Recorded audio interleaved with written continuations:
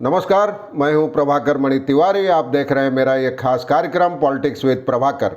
आप जानते हैं पश्चिम बंगाल के राज्यपाल जगदीप धनखड़ और मुख्यमंत्री ममता बनर्जी के बीच पहले दिन से ही 36 का आंकड़ा रहा है।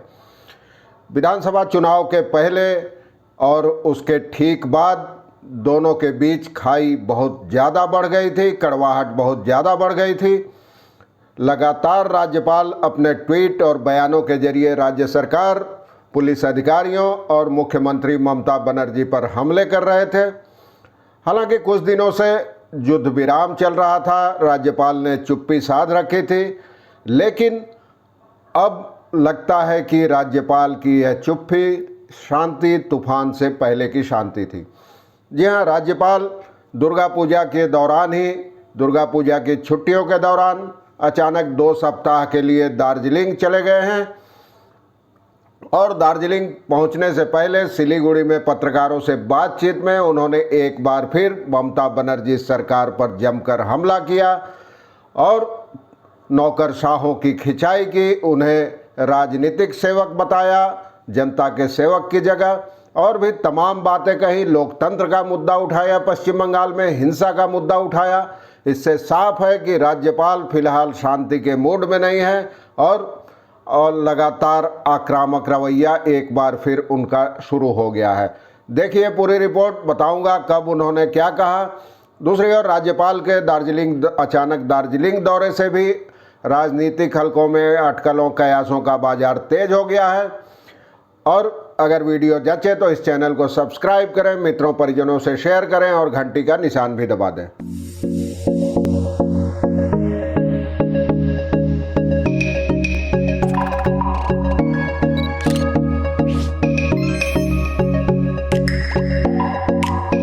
जैसा कि मैंने आपको बताया, राज्यपाल और राज्य सरकार के बीच तनातनी बहुत पुरानी है। जब राज्यपाल ने पहली बार शपथ ली थी उसी दिन से लगभग तनातनी शुरू हो गई।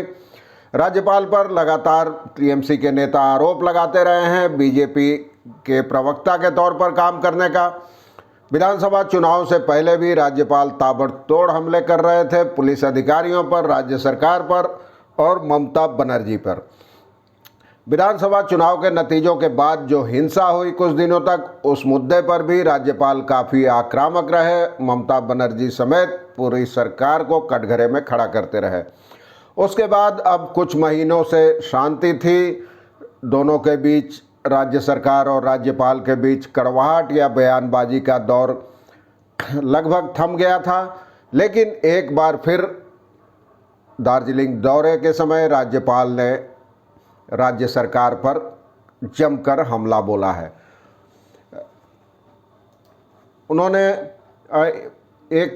कहा है कि राज्य के आईएएस और आईपीएस अधिकारियों को कटघरे में खड़ा किया है। कहा है कि इन अधिकारियों में संविधान के प्रति न तो कोई जवाबदेही है और न ही पारदर्शिता है। वे जनता के सेवक की बजाय राजनीतिक पार्टी के सेवक हैं, राजनीतिक सेवक हैं। और उन्होंने राज्य सरकार की आलोचना की है। कहा गया है, उन्होंने कहा कि मैं लोकतांत्रिक मानदंडों और मूल्यों के कमज़ोर पड़ने से बहुत आहत और परेशान हूँ। राज्यपाल का आरोप है कि राज्य में मानवाधिकारों का पालन नहीं हो रहा है, जवाबदेही और पारदर्शिता नहीं है।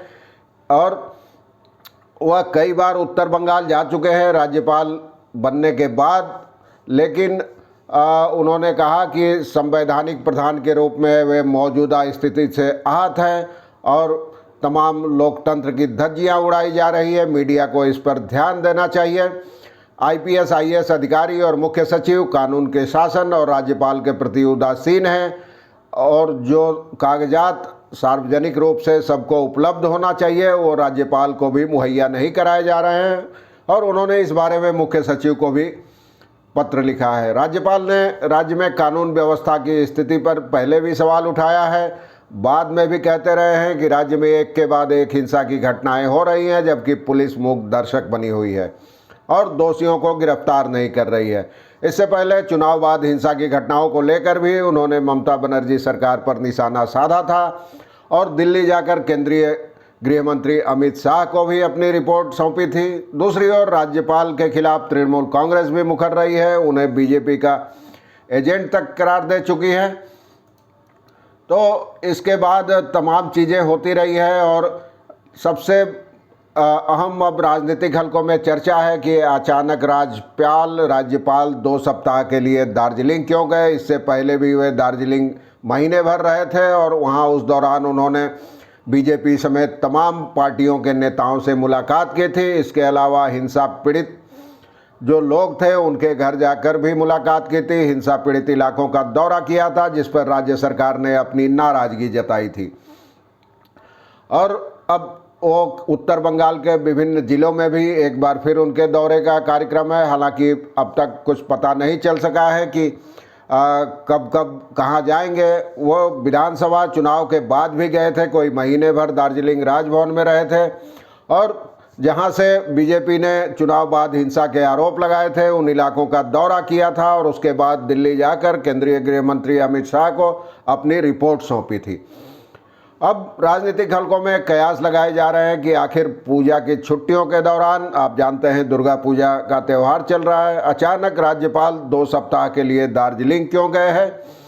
इसके पहले हम जानते हैं, आप भी जानते हैं, मैंने बताया भी था अपनी रिपोर्ट में कि अलीपुरद्वार के बीजेपी सांसद जान बारला ने उत्तर बंगाल को अलग करने की मांग उठाई थी। राज्यपाल ने अपने पिछले दौरे में उनसे भी मुलाकात की थी।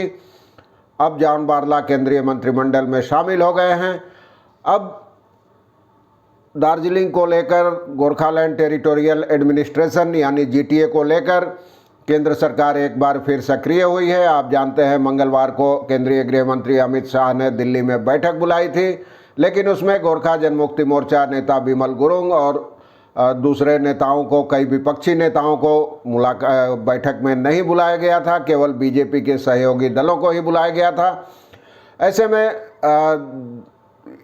राज्यपाल के दार्जिलिंग दौरे को अहम माना जाता है। राजनीतिक लिहाज से माना जा रहा है कि वे केंद्र सरकार की सक्रियता के मद्देनज़र वहाँ भी तमाम स्थानीय नेताओं और पार्टियों से मुलाकात करेंगे और नवंबर में होने वाली दूसरी बैठक के पहले रास्ता साफ करेंगे। क्या होगा, क्या करते हैं, मैं आपको बताता रहूँगा समय समय पर। आज के लिए बस इतना ही। धन्यवाद, नमस्कार।